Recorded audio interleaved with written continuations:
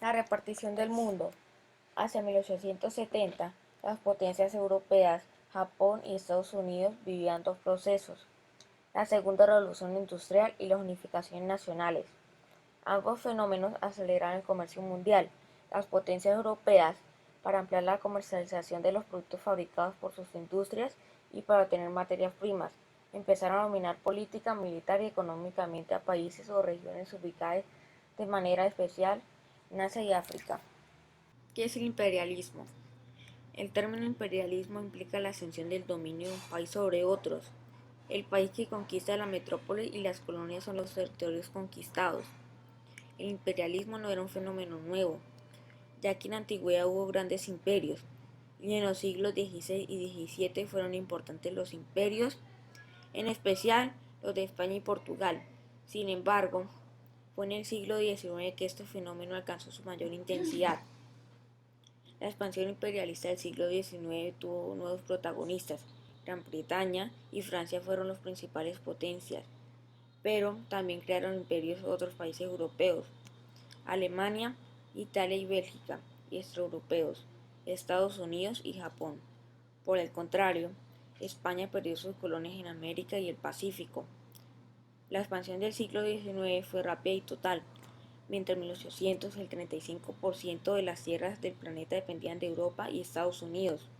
En 1914 este porcentaje era el 84%. Se podía decir que Europa, Estados Unidos y algunos países asiáticos se convirtieron en los dueños del mundo. Los factores del imperialismo.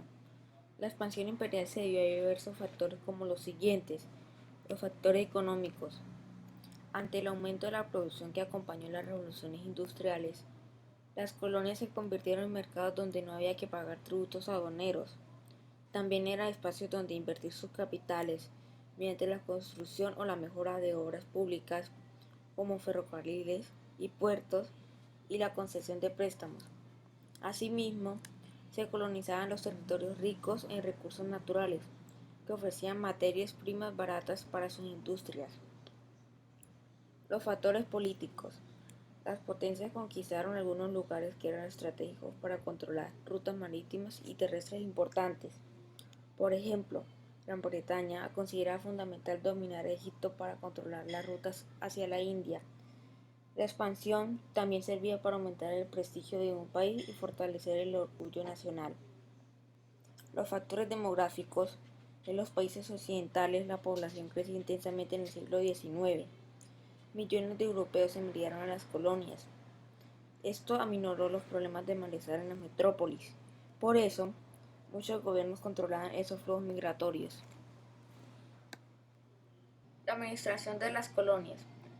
Los estados europeos establecieron en los territorios colonizados tres formas de dominio: las colonias, los protectorados y las concesiones. Las colonias estaban sometidas a la soberanía de la potencia colonizadora y eran administradas por ella. Un ejemplo fue el Congo belga. Los protectorados eran territorios en los cuales las potencias coloniales controlaban la política exterior y la explotación de las riquezas del país, mientras que las autoridades nativas se hacían cargo de la política interior. Fue en el caso de Gran Bretaña en Egipto y de España y Francia en Marruecos. Las concesiones eran territorios que pertenecían a un país independiente, pero en los que las potencias occidentales conseguían ventajas comerciales. Fue en el caso de China, que no fue conquistada, pero que cedió concesiones a las potencias extranjeras en algunos puertos.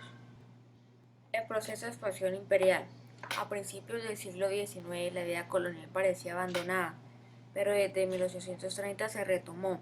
Inglaterra conquistó la India y Francia emprendió la conquista de Argelia. El proceso se aceleró a partir de 1870. Entonces las potencias se vieron continentes enteros. Así, en la Confederación de Berlín en 1885, el territorio africano pasó a manos de los principales estados europeos. A principios del siglo XX, la expansión imperialista había terminado. En África solo quedaban dos estados independientes, Etiopía y Liberia. En Asia quedaban grandes imperios sin conquistar, Imperio Otomano, China y Persia, pero estos estaban cada vez más controlados por los occidentales. Un caso especial fue el de América Latina. Esta había logrado su independencia política de España y Portugal a principios del siglo XIX, pero la realidad es que seguía dependiendo económicamente de los países europeos y más tarde de Estados Unidos. Los grandes imperios, los mayores imperios fueron el británico y el francés. El imperio británico fue el mayor, ocupaba 33 millones de kilómetros cuadrados y tenía 450 millones de habitantes. Su momento de mayor esplendor coincidió con el reinado de Victoria I, 1839-1901. Poseyó colonias en todos los continentes y dominó puntos estratégicos para controlar las rutas marítimas Gibraltar, Suez y Hong Kong. La India era la colonia inglesa más importante. El imperio francés fue la segunda potencia. Tenía una extensión de 10 millones de kilómetros cuadrados y una población de 48 millones de habitantes. Ocupaba tierras en el norte de África y en la península de Indochina, en Asia.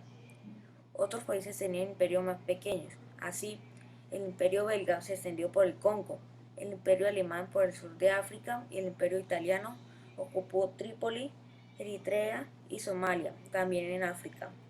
Un caso especial fue el de Rusia, quien completó su expansión por Siberia y extendió sus límites hacia el sur, hasta formar frontera con la India.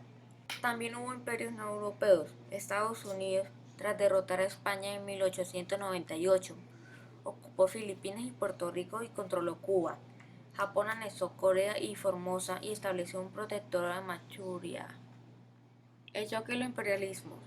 La carrera colonial aumentó las tensiones entre las potencias europeas y amenazaba la paz entre ellas. Por ejemplo, en África chocaron los proyectos imperiales británicos y francés. Asimismo, algunas potencias estaban descontentas. Ese fue el caso de Alemania, que creía que su imperio no correspondía con la importancia de su país. Por eso, planteó demandas constantes para controlar nuevos territorios. Por ejemplo, Marruecos, que era administrado por Francia y España. Una sociedad racista. Las colonias que tenían climas similares al de la metrópoli recibieron gran cantidad de pobladores occidentales. Fue en el caso de Canadá, Australia, Nueva Zelanda, la República Sudafricana y Argelia.